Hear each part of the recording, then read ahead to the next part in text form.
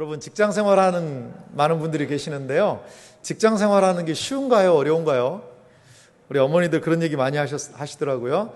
남의 돈 벌기가 쉬운 게 아니다, 이런 이야기도 많이 하십니다. 제가 그래서 직장에 관한 명언들, 이게 명언인지는 모르겠어요. 근데 직장에 관해서 많은 사람들이 일반적으로 하는 몇 가지 이야기들을 한번 좀 조사를 해봤습니다. 첫 번째, 이런 얘기가 있어요. 상하관계, 나이 불문하고 뒷담화를 일삼는 사람은 겉으로는 상대하되 상종하지도 말라. 정신적으로 문제 있는 사람이다. 이 직장에 뒷담화가 많은 것 같아요. 뒷담화. 그런 사람은 상종하지도 말아라. 두 번째, 잘하려면 완벽하게 잘해야 한다. 그럴 자신이 없으면 중간만 해라. 괜히 나댄다고 생각한다. 평가는 공정하지 않다. 노력과 무관하고 보이는 것으로만 판단한다. 참 씁쓸한 이야기죠. 또 이런 이야기도 있습니다. 직장 생활에서 가장 중요한 것은 월급이 꼬박꼬박 제때 들어오는가이다. 월급날의 짜릿함을 잊지 말자. 그러니까 월급날 참아가면서 직장 생활하는 겁니다. 월급날 며칠 남았지? 29일 남았구나. 월급날 며칠 남았지? 28일 남았구나. 이러면서 많은 직장인들이 좀 버티고 있지 않나, 이런 생각이 드네요. 그리고요, 이런 얘기도 있습니다. 우리는 연극을 한다. 회사 안에서의 나, 그리고 회사 밖에서의 나, 둘 다 나이지만 다른 사람이다. 참 마음이 좀 아픈 것 같아요. 회사 안에서의 나, 회사 밖에서의 나가 같은 사람인데 다른 사람이라는 거죠. 마지막으로 이런 이야기를 합니다. 어떤 직장이든 오래 다니는 사람이 바로 승자다. 직장 생활 동안 배울 것은 기술보다도 버팀의 미학이다. 그러니까 안 잘리고 끝까지 사고 안 치고 버티는 것, 그것이 직장 생활의 미학이 아닐까, 이런 이야기를 하기도 합니다. 참 이 이야기를 쭉 살펴보면서 이 직장 생활이 너무나 힘들구나, 참 어렵구나, 이러한 생각을 해보게 됩니다. 이렇게 직장 생활을 하기에 많은 사람들이 힘들어하고 있습니다. 그럼 물론 이 자리에는 직장 생활을 안 하시는 분들도 계세요.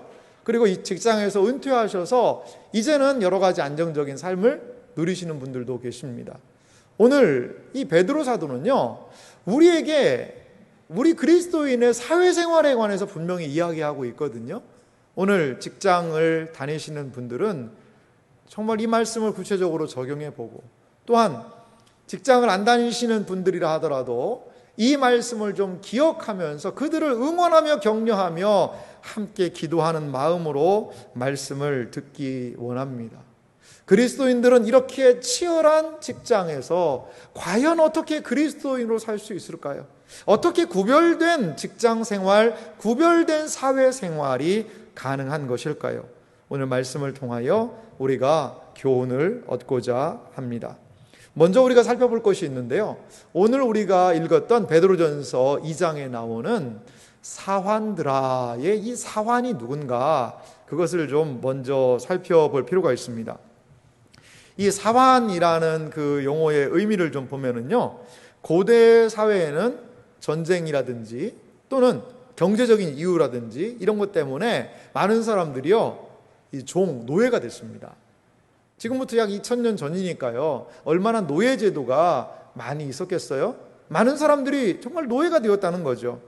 그런데 오늘 본문에 등장하는 사환이라는 이 사람은 단순하게 어떤 집에 일보는 이런 사람이 아니라 노예입니다. 노예. 종이라는 그런 뜻입니다. 사환의 의미는요, 집 안에서 시중을 두는 사람이다, 그런 의미가 있습니다. 이 사환의 뜻은 집 안에서요, 시중 두는 그런 종을 의미하는 게 바로 사환이라는 그런 단어입니다. 고대 사회에서 이 종이라는 것의 단어의 의미를 살펴보면 이런 뜻이 있어요. 법적인 혹은 경제적인 자유 없이 반영구적으로 고용된 사람들이 바로 종이라는 사람들이었죠. 로마 시대의 노예제도에 대해서, 그러니까 성경이 쓰여질 당시에 이 노예제도에 대해서 한번 잠깐 좀 살펴보기를 원하는데요. 이 로마 경제는요, 노예 경제다라고 해도 무방할 정도로 로마 경제의 근간을 이 노예제도가 딱 버티고 있었다는 거죠. 기록에 의하면요, 1세기 말 로마 도시의 경우 그 로마 도시의 인구가 몇 명 정도 됐냐면요, 120만 명 정도 됐대요. 그러니까 상당히 좀 많은 인구 아닙니까? 부산의 인구가 350만, 정확하게 얘기하면 336만 명 정도 된다고 그러는데요. 지금부터 2000년 전에 120만 명이 모여 살았으면 얼마나 큰 도시였겠어요. 그런데 그 120만 명 중에요, 노예가 얼마나 많았는지 아세요? 3분의 1이 노예였다고 그래요. 약 40만 명의 노예가 살았다는 거죠. 이거 엄청난 숫자입니다. 40만 명이나 되는 그 노예가 그 로마라는 도시에 살았다는 거죠.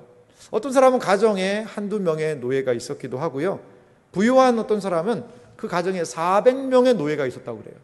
그리고 어떤 사람에게는 4,000명의 노예를 거느린 그러한 자유인도 있었다라고 합니다. 황제는요, 얼마나 많은 노예를 거느렸냐면 황제가 됐을 때 황제의 집에 약 2만 명의 노예가 있었다는 거죠. 가히 로마 제국은요, 노예들에 의해서 떠받쳐진 도시다, 나라다라고 할 정도였습니다.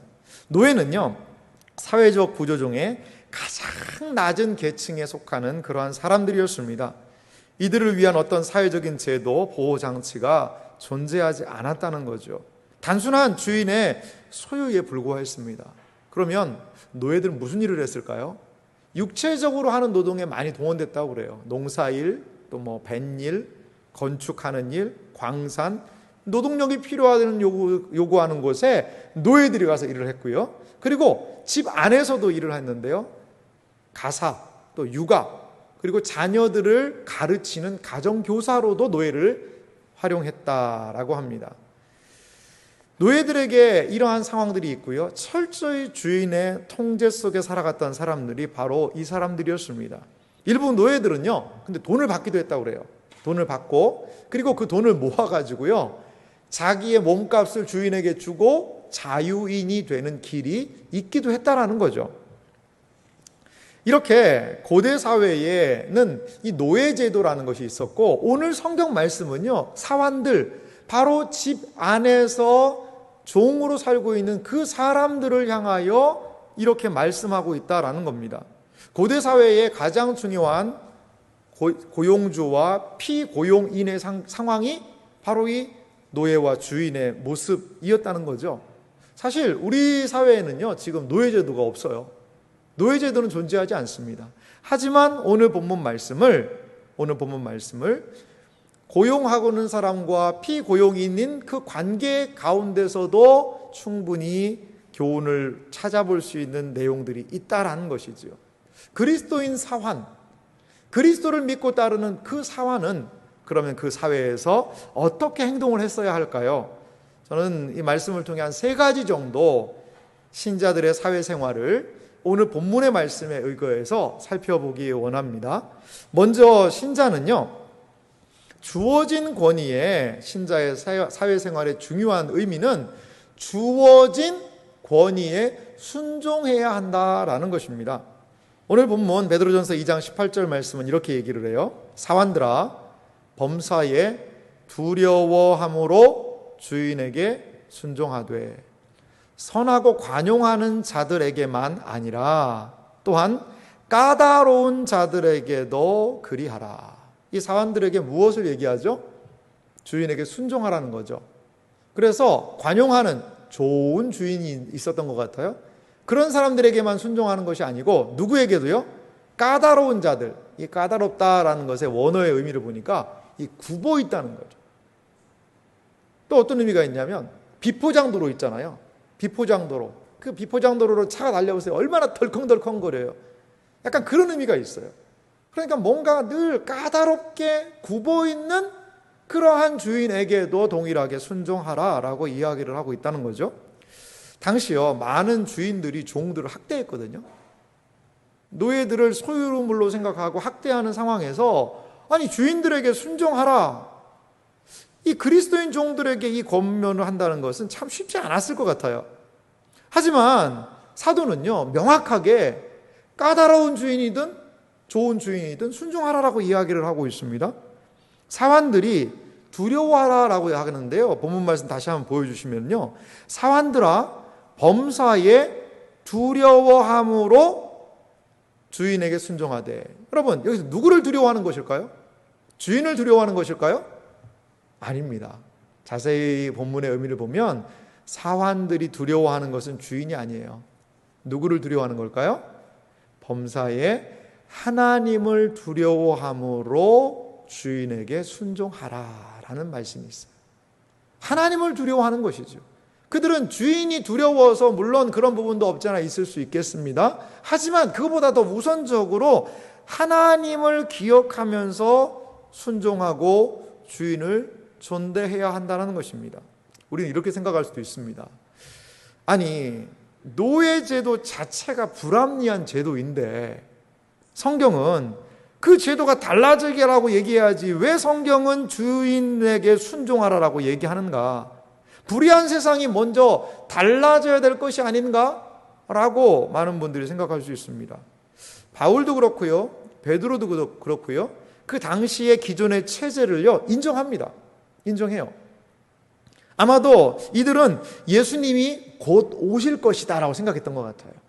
그러니까 우리에게 주어진 이 환경에서 최선을 다해서 살아가자, 깨어있는 삶을 살자, 그것을 아마도 초대교회가 강조했던 것 같습니다. 콘스탄틴 대제가 등장을 하면서 기독교에 많은 우호적인 상황들이 열리게 되었거든요. 그때의 4세기 정도 되는데요, 그때의 교회 안에 있는 이 노예의 문제, 노예제도에 대해서 교회는 적극적으로 어필을 했다라는 역사적인 기록도 있습니다. 우리는요, 이 땅에 정의가 실현되기를 원합니다. 얼마나 우리는 정의가 온전한 사회 시스템이 바르게 실현되기를 원합니까? 더 정의로운 세상이 되어서 이러한 약자들이 더 잘 살게 되는 세상이 오기를 원하고 있습니다. 물론 우리는 그것을 위해서 노력해야 합니다. 그런데요, 한 가지 우리가 기억할 것이 있습니다. 교회는 세상의 정의를 실현하기 위해서 하나님께서 세우신 기관이 아니라는 거죠. 교회는요, 단순히 노예들을 부리고 있는 주인들과 왜 그렇게 하냐 싸우라고, 아니면 직원들을 힘들게 하는 고용주하고 싸우라고, 불법을 저지르는 세상에 힘 있는 사람들과 싸우는 곳은 아니다라는 것입니다. 물론 분명히 교회가 이것에 관심을 가져야 합니다. 하지만 이 일을 위해서만 교회가 부름받은 것처럼 행동해서는 안 된다는 것이죠. 교회는요, 그보다 더 치열한 싸움의 현장이 있습니다. 그보다 더 치열한 근본적인 교회를 세워놓으신 목적과 이유가 있다는 것이죠. 교회는 어떤 문제와 그러면 싸워야 하는 것일까요? 에베소서 6장 12절은 이렇게 말씀하고 있습니다. 우리의 씨름은 혈과 육을 상대하는 것이 아니요, 통치자들과 권세들과 이 어둠의 세상 주관자들과 하늘에 있는 악한 영들을 상대함이라. 우리의 씨름이라고 그래요. 이 씨름은 원어적인 의미는 레슬링 같은 그런 의미가 있거든요. 그러니까 세상과의 싸움입니다. 신자가 세상과 싸우는 것의 대상은 누구냐? 혈과 육을 상대하는 것이 아니라는 거죠. 눈에 보이는 제도와 구조와 사람들, 그 포악을 저지르는 그 주인과 우리가 싸워서, 그리고 기독교 교회를 박해하고 있는 로마 정부와 대항해서 싸워서가 아니라는 것입니다. 사도 바울 선생님은 우리의 싸움의 대상이 무엇이냐? 누구냐? 통치자들, 권세들, 이 어둠의 세상 주관자들, 하늘에 있는 악한 영들. 여기 통치자들이 있으니까 왕 아닌가? 아니요, 왕 아닙니다. 혈과 육을 상대하는 것이 아니라고 이야기하죠. 여기에서 이야기하고 있는 것은 영적인 존재들을 의미합니다. 특별히 사탄과 더불어서 어둠의 세력들, 죄를 짓게 하고 타락시키고 인간을 하나님의 자리, 은혜의 자리에서 멀어지게 하는 그 실체들, 사탄과 귀신들과의 싸움, 죄를 짓게 하는 유혹과의 싸움, 거기에서 하나님의 백성으로 마음을 지키는 것에 대하여 교회는 더욱 관심을 갖고 있다는 것입니다. 그렇습니다. 세상을요, 아무리 좋은 구조로 만들어 놨어요. 기가 막힌 구조로 만들어 놓고 제도를 만들어 놓고 개편해 놨어요. 그런데 좋은 구조를 만들어 놓는다고 해서 좋은 구조를 만들어 놓는다고 해도요, 어떻게 돼요? 다시 부패한 구조로 돌아가 버리더라는 것이죠. 지금 노예제도가 없어졌습니다. 우리나라에 노예제도가 없잖아요. 하지만 노예제도보다 더 심각한 사회적인 문제들이 양산되고 있습니다. 많은 사람들이요, 스스로 돈의 노예가 됩니다. 쾌락의 노예가 됩니다. 이 코로나 시국의 어려운 상황에도 모여서 그냥 몰래 술 퍼마시고 뭐 이상한 짓 행동을 하는 그런 사람들이 단속을 당하고 수치를 당하는 모습을 보잖아요. 그러니까 쾌락의 노예가 돼서 그것을 하지 않으면 안 되는 모습으로 나아가고 있는 그러한 이 사회의 모습을 우리는 보게 됩니다. 우리가 싸워야 하는 실체는요, 무엇이냐? 바로 죄와 사탄의 권세들이라는 것입니다. 베드로 사도는요, 우리 신자들을 어떤 존재로 부르고 있죠? 우리가 살펴봤던 2장, 베드로전서 2장 16절은 이렇게 말하고 있습니다. 너희는 자유가 있으나 그 자유로 악을 가리는 데 쓰지 말고 오직 하나님의 종과 같이 하라. 신자에게 이미 자유가 있습니다. 종이 아닙니다. 신자는 오직 하나님의 종으로 살아갑니다. 비록 그 당시 베드로 사도 당시에 사환들에게 육신의 주인이 있어서 그에게 예속되어 있다 하더라도 신자는 세상에 대하여서 자유합니다. 오직 하나님의 종으로 살아간다는 것이지요. 그래서 두렵고 떨림으로 하나님을 인식하며 주인에게 순종하라라고 말씀하고 있습니다. 그리스도인 사환을 예속할 수 있는 것은 주인의 세력이 아니라 하나님이라는 거예요. 그런데 잠시 하나님께서 허락해 놓으신 그 권위 아래서, 그 관계 아래서 순종하며 나아가야 한다라는 것입니다. 그 당시 사회는요, 종들을 이렇게 하라, 뭐 저렇게 하라라는 이야기는 하지 않았다고 그래요. 왜냐하면 종들에게 그렇게 할 필요가 없어요. 주인에게만 얘기하면 돼요. 종은 주인의 소유기 때문에 그렇죠.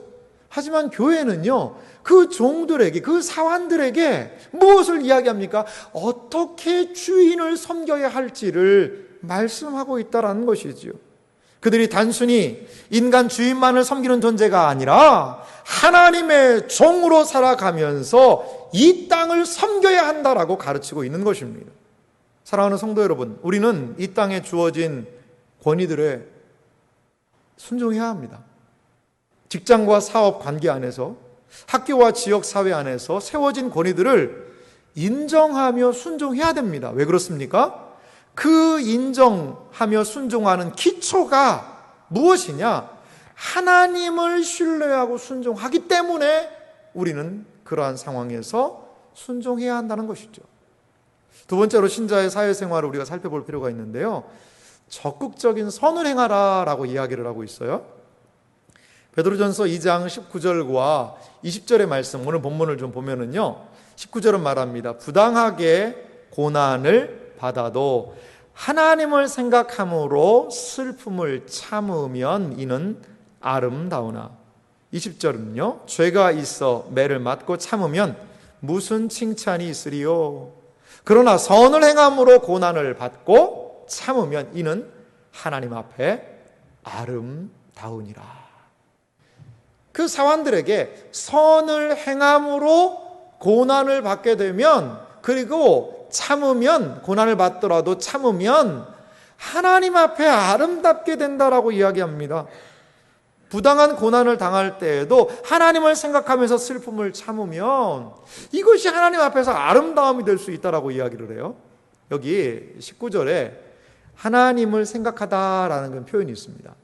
이것의 그 원어의 의미를 좀 살펴보니까 이런 뜻이 있어요. 하나님을 생각하다라는 뜻 안에는요, 하나님을 아는 양심으로 인해라는 그런 뜻이라는 거죠.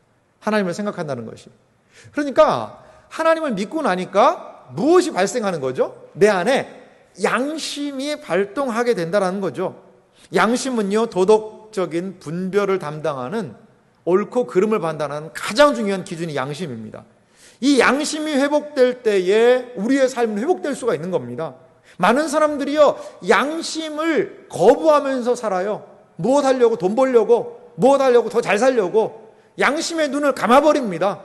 그런데 이 사환들에게 양심이 회복될 때에 까다로운 주인에게도 충성할 수 있는, 순종할 수 있는 그런 양심이 회복이 됐다는 거죠. 하나님께서 새롭게 하심으로 우리의 양심이 회복될 수 있다는 겁니다. 회복된 양심은 하나님께서 무엇을 기뻐하시는지 관심을 갖게 된다는 거죠. 다시 말씀드릴게요. 양심이 회복되게 되면 단순하게 주인의 눈치만 보면서 일하는 종살이가 아니라 하나님이 무엇을 기뻐하시는지를, 더 근본적인 문제를 양심이 기억을 하면서 살아가게 된다는 거죠. 이렇게 회복된 양심이 그 나아가게 되는 방향은 어딜까요? 그것을 오늘 성경은 선한 행실이라고 이야기를 하고 있습니다. 선한 행실로 나아가라는 거죠. 그리스도인은 단순히 주인 앞에서, 고용주 앞에서, 세상 사람들 앞에서 살아가는 존재가 아니라 하나님 앞에서.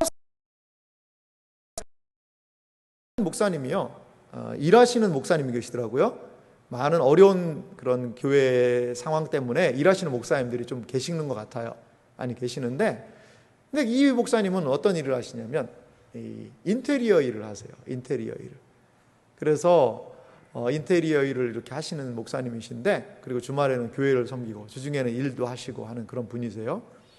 근데 그 목사님이 정말 양심적으로 일을 하시는 거예요. 그러니까 함께 일하는 일을 인테리어를 하면 많은 분들이 오시잖아요. 근데 그분들이 한 분이 이런 이야기를 하더라고요. 자기가 교회에 대해서 상당히 좀 별로 감정이 안 좋았는데 저렇게 양심적으로 일하는 저 목사님을 보니까 야, 그래도 교회에 저런 사람이 있구나 라는 생각이 든다는 거죠. 그러니까 이 누가 보든 안 보든 해야 할 일을 꼼꼼하게 한다는 거예요. 그래서 이분이 그 일하는 환경을 조금 카메라로 찍었는데 이런 얘기가 돼요. 아유, 목사님 좀 설설하라고. 아니, 너무나 힘들게 그렇게 그 일을 그렇게 꼼꼼히 하면 너무 힘들지 않냐고. 그러니까 이 목사님이 하는 말씀이, 그래도 저한테 주어진 일이니까 제가 돈을 받고 하는데 그래도 이 정도는 해야 되지 않겠습니까? 라고 보든 안 보든 그 계약된 내용대로 일하는 그 목사님이 있으시더라는 거죠. 그렇습니다. 오늘 20절 말씀 보세요. 선을 행함으로 고난을 받고 참으면 이는 하나님 앞에 아름다우니라. 우리가 하는 그 일이요, 하나님 앞에 아름다울 수 있다는 거죠. 우리가 단순하게 밥벌이 하는 것일 수 있어요. 직장생활, 돈 몇 푼 받는 것일 수 있어요. 하지만 그것을 통하여 하나님 앞에 아름다운 직장생활이 될 수 있다는 겁니다. 하나님 앞에 아름다운 경제 활동이 될 수 있다라고 오늘 성경이 우리에게 말씀하고 있습니다. 때때로 우리는요, 왜 내가 그렇게 해야 되냐? 왜 나만 그렇게 해야 되냐? 다른 사람들 다 그렇게 하지 않는데, 이런 생각할 수도 있어요. 하지만 하나님의 살아계심, 그리고 그분의 영원한 돌보심을 신뢰하면서 오늘 성경은 우리로 하여금 인내하라고 얘기를 해요. 베드로전서 2장 23절 말씀, 예수님의 모습인데요. 함께 같이 한 목소리로 읽겠습니다. 욕을 당하시되 맞대어 욕하지 아니하시고 고난을 당하시되 위협하지 아니하시고 오직 공의로 심판하시는 이에게 부탁하시며. 여러분, 예수님만큼 억울한 분 계실까요? 불의한 법정에서 욕당했죠. 그리고 막 맞기도 하셨죠. 그런데 그런 억울한 상황에서 예수님이 하신 모습을 좀 보자는 거죠. 그리고 고난을 당하되 위협하지 않고, 고난을 당하니까 너 밤길 조심해라, 조심해라, 너 밤길 조심해라, 그렇게 하지도 못하면서 일단 상대방을 막 위협하는 그런 말도 안 하셨다는 거죠. 예수님께서 근데 어떻게 하셨어요? 이러한 불의한 세상에 대해서 하신 일은 오직 공의로 심판하시는 이에게 부탁했다는 것이죠. 불의한 세상을 향해서 예수님이 하신 것은요, 공의로 심판하시는 그 하나님 아버지께 부탁하셨다는 거예요. 심지어 예수님은 십자가에서 아버지여, 저들이 알지 못합니다. 저들의 죄를 사하여 주소서라고 그렇게 기도하셨다는 거죠. 오늘 지금 베드로 사도는 그 사환들을 향하여, 불의한 주인 밑에 있는 사환들이라 하더라도 까다로운 주인 밑에서 일하는 사원들이라 하더라도 예수님을 생각하면서 오직 공의로 심판하시는 그 하나님을 기억하며 그 안에서 감당하라는 것입니다. 십자가와 선한 양심이라는 우리 최영삼 교수님이 쓴 베드로전서의 그런 설교집이 있습니다. 그 안에 이런 내용이 있더라고요. 제가 한번 읽어드릴 테니까요. 우리 그리스도인, 이 세상에서 직장 생활하고 경제적인 활동을 감당하는 사회생활하는 우리 그리스도인들이 어떻게 해야 되는지를 한번 생각해 보시기 바랍니다. 어깨를 펴라. 당당하라. 오직 주님을 위해 일하라. 오직 주님을 위하여 주께서 세우신 권위와 질서에 순복하라. 오직 한 분 갑이신 주님을 사랑함으로 하나님, 사람 앞에서 행하지 말고 그분 앞에서 언제나 자신의 목숨을 내주듯 최선을 다하라. 이것이 그리스도인 신자들이 이 세상의 사회에서 살아야 되는 모습이자 방편이다라고 도전하고 있더라고요. 우리는 가불관계, 여러 가지 많은 사회적인 불합리한 것들을 바라보기도 합니다. 그럴 때라도 그 안에 내가 속해 있다면 최선을 다하여서 주님을 의지하고 하나님께서 우리에게 회복시키신 선한 양심을 발동하여 살아가야 한다라고 성경이 이야기하고 있습니다. 마지막으로 신자의 사회생활에 대해서 살펴보면요, 우리의 신자의 사회생활은 그리스도의 자치를 따라가는 것이라는 것입니다. 예수님의 삶은 한마디로 무엇이었을까요? 고난이었습니다. 오늘 베드로전서 2장 21절이 이렇게 말하고 있습니다. 이를 위하여 너희가 부르심을 받았으니 그리스도도 너희를 위하여 고난을 받으사 너희에게 본을 끼쳐 그 자취를 따라오게 하려 하셨느니라. 예수님은요, 고난을 받으셨습니다. 그런데 예수님이 받으신 고난에 대해서 이해하기 전에 사도가 뭘 얘기해요? 보십시오. 이를 위하여 너희가 부르심을 받았으니. 이 불합리해 보이는 세상에 거기 가운데서도 주인에게 순복하고 그리고 선을 행하라는 그러한 사명으로 부르심을 받았다라는 것이지요. 이 세상이 아무리 불합리하다 하더라도 우리가 맞대어서 불합리하게 행동할 수 없다라는 것입니다. 왜? 누구 때문에? 예수님 때문에 그렇다는 거죠. 예수님은 가장 불합리한 상황을 당하셨음에도 불구하고 그 모든 고난을 받으셨습니다. 그리고 우리에게 본을 끼쳐 그 자취를 따라오게 하셨다라는 것입니다. 예수님께서는 우리의 구원을 위하여 고난당하셨습니다. 우리를 구원시키기 위하여 고난당하셨습니다. 우리가 온전히 예배드리고 하나님 백성으로 살기 위하여 고난당하셨습니다. 또한 우리가 직장 생활을 감당할 수 있게 하시기 위해서도 우리 주님께서 고난을 당하셨다는 것을 여러분 기억하시기 바랍니다. 예수님께서는 그러한 모든 상황 가운데서도 우리를 위하여 고난을 받으셨다라는 것입니다. 사랑하는 성도 여러분, 우리가 부당하게 고난을 받을 때 하나님을 신뢰하고 순종하는 것은 쉬운 것 결코 아닙니다. 하지만요, 그 신뢰와 순종은 부당한 고난을 통하여 더욱 깊어질 수 있다는 거죠. 하나님은 그것으로 인해서 더욱 온전한 영광을 받으신다는 거예요. 하나님이 우리를 보내주신 그 직장의 자리에서 때로는 부당한 환경을 당한다 하더라도 끝까지 그 자리에서 사명을 감당하며 기도할 때에 거기에서 하나님은 영광을 받으실 수 있다는 겁니다. 예수님을 따라갈 때 신자는요, 자신의 죄에서 돌이키게 된다라고 얘기하시거든요. 오늘 베드로전서 2장 24절 말씀 보니까 예수님에 대해서 이렇게 얘기하세요. 친히 나무에 달려 그 몸으로 우리 죄를 담당하셨으니 이는 우리로 죄에 대하여 죽고 의에 대하여 살게 하려 하심이라. 여러분, 불합리한 직장 생활, 이러한 거기 가운데 순종하고 선을 행해야 되는 가장 중요한 이유는 바로 이것이라는 거죠. 죄에 대하여 죽고 의에 대하여 살게 하려 함이라는 거죠. 다른 사람이 나를 한 대 때리면 나도 똑같이 한 대 때려줘야 되고, 나한테 손해를 끼치면 나도 더 손해를 줘야 되고, 나를 비방하면 나도 똑같이 비방하고, 그럼 결국엔 어떻게 될까요? 같이 죄 짓는 겁니다. 세상은요, 우리를 죄의 진흙창으로 계속 끌어들여요. 너만 고고하냐? 너만 잘나서 사냐? 같이 진창에서 좀 구르자라고 우리를 초대합니다.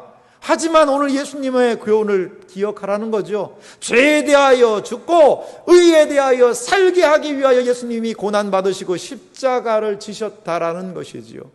우리는 이 예수님을 따라야 된다는 것입니다. 우리의 직장 생활에서 죄에 대하여 죽고 의에 대하여 사는 일들이 일어나야 한다라고 이야기합니다. 25절은 이어서 이렇게 얘기하죠. 너희가 전에는 양과 같이 길을 잃었더니 이제는 너희 영혼의 목자와 감독 되신 이에게 돌아왔느니라. 아멘. 그렇습니다. 우리의 불의한 직장 생활, 주님께서 그 모든 상황에서도 여전히 우리의 목자가 되고 계세요. 우리의 힘든 직장 생활 가운데서도 주님은 여전히 감독 되신 이라고 이야기하고 있습니다. 우리의 출처는 무엇입니까? 선하신 영혼의 목자께서 우리를 인도하신다는 것입니다. 아무리 직장 생활이 힘들고 아무리 사업이 힘들고 아무리 우리가 하는 사회생활이 힘들다 하더라도 그 현장에 영혼의 목자의 인도가 있다는 것을 믿으시기 바랍니다. 그리고 또한 우리의 그 모든 환경과 상황을 목자 되신, 감독 되신 그분께서 보신다는 거예요. 감독이 뭐 하는 사람이죠? 두루 살펴보는 사람이에요. 사랑하는 성도 여러분, 특별히 직장 생활하고 계신 사랑하는 성도 여러분, 하나님이 지금 우리 성도님이 당하고 있는 모든 환경을 다 보고 계신다라는 것입니다. 그 자리에서 죄를 범하는 자리가 아니라 하나님을 신뢰하고 의지하며 의를 행하는 자리가 되기를 간절히 소망합니다. 제가 아는 황 집사님이라는 한 분이 계세요. 이 집사님이 회사에 들어가 보니까요, 이 회사의 회식 문화가 너무나도 심한 거예요. 술을 마시는데 얼마나 많이 마시는지 몰라요. 이 회사는 개발 파트와 생산 파트 두 파트로 나눠져 있는데 여러 가지 사람들이 어우러져서 연말이면은 부어라 마셔라 얼마나 많은 사람들이 그 술을 회식 문화에 젖어 있는지 몰랐다는 거죠. 이분이 이게 너무나 힘들었대요. 하나님이 은혜를 주셔서 이분이 직급이 올라갔어요. 그래서 상무이사가 되었다고 그래요. 그때 이분이 가장 먼저 바꾼 게 뭐냐? 바로 회식 문화를 바로 잡았다고 그래요. 지금까지 그렇게 마시고 붓고 하는 그 문화를 이분이 어떻게 바꿨냐? 가족을 초대하는 거예요. 가족을 초대해서 정말 좋은 뷔페 식당에서 가족이 같이 연말에 식사하게 하는 거예요. 그리고 영화 티켓 줘서 영화 보게 하고, 이런 식으로 그 회식의 문화를 바꿔 나갔다는 거죠. 처음에는 술 좋아하는 사람들이 왜 이렇게 하냐라는 그런 빈잔도 듣기도 하고요. 여러 어려움들이 있었다고 그래요. 근데도 기도하면서 하나님이 주신 거룩한 양심으로 그 뚝심을 가지고 이분이 밀고 나갔다라고 이야기합니다. 그러자 점점 사람들이 좋아하는 거예요. 누가 더 좋아하냐? 아내들이 좋아하는 거예요. 왜냐? 회사에서 불러서 나까지 밥 먹여주니까 얼마나 좋아요. 아내들이 좋아하면 다 되는 거 아니겠습니까? 아내들이 좋아하면 끝 아니겠어요? 그러니까 이 제도가 잘 정착이 돼서 그 술 먹고 2차, 3차 가는 그런 회식 문화가 건전한 모습으로 바뀌었다라는 그러한 이야기를 들어본 적이 있어요. 여러분, 아무리 내가 그리스도인이라 하더라도 지금까지 해오던 방식이 있잖아요. 그것을 뒤바꾼다는 것은요, 얼마나 많은 고통이 힘이 들까요? 다른 사람들이 너 잘났냐 여러 가지 이야기하는 비난이 있을 수 있습니다. 하지만 기도해 보니까 그게 아니에요. 내가 믿는 그리스도인으로서 내 자리를 지켜야 한다라고 그분은 생각하셨던 것 같아요. 그렇습니다. 이것이 우리 그리스도인들이 이 사회를 하나님의 은혜 속에서 조금씩 감당해야 되는 모습은 아닌지 모르겠어요. 사랑하는 성도 여러분, 죄에 대해서 죽고 의에 대해서 사는 직장 생활 하시기 바랍니다. 죄에 대해서 죽고 의에 대해서 사는 사회생활이 우리에게 있어지기를 간절히 소망합니다. 산상설교를 통하여 예수님은 말씀하셨어요. 너희는 세상의 소금이다. 너희는 세상의 빛이다라고 말씀하셨어요. 한 번도 너희는 교회의 소금이다, 너희는 교회의 빛이다라고 이야기하신 적이 없어요. 우리가 비추어야 되는 곳은 세상입니다. 직장입니다. 믿지 않는 곳입니다. 거기에서 그리스도의 밝은 빛을 비춰야 하고, 맛을 잃어버린 이 세상에 진정한 살만 난다는 것이 무엇인지를 그들에게 알려줘서 맛으로 소금을 쳐서 맛을 내게 해야 되는 것, 이것이 바로 우리 그리스도인의 사명이라는 것입니다. 마태복음 5장 16절은 우리에게 이렇게 말씀합니다. 우리 한 목소리로 예수님께서 우리 모든, 특별히 우리 직장 생활하게, 사회생활하는 우리에게 분명히 하신 말씀인데요, 이 말씀을 우리 같이 우리의 마음에 받으면서 함께 읽습니다. 이같이 너희 빛이 사람 앞에 비치게 하여 그들로 너희 착한 행실을 보고 하늘에 계신 너희 아버지께 영광을 돌리게 하라. 할렐루야. 이 예수님의 말씀을 우리의 마음에 깊이 새기시기 바랍니다. 우리는 세상의 소금이요, 세상의 빛이 되어야 한다라는 것입니다. 죄 많은 세상에서도 마음을 지키며 의를 행하는, 선을 행하는 신자로 살아가야 되는 우리의 사명, 우리 이 말씀에서 찾을 수 있는 것 같습니다. 어두운 세상을 온전히 밝히고 맛을 잃어가는 세상에 진정한 살맛 나는 세상으로 바꿀 수 있는 그리스도인 직장 생활하는 분들, 그리스도인으로서의 사회생활이 우리 모두에게 이어지기를 주님의 이름으로 축원합니다.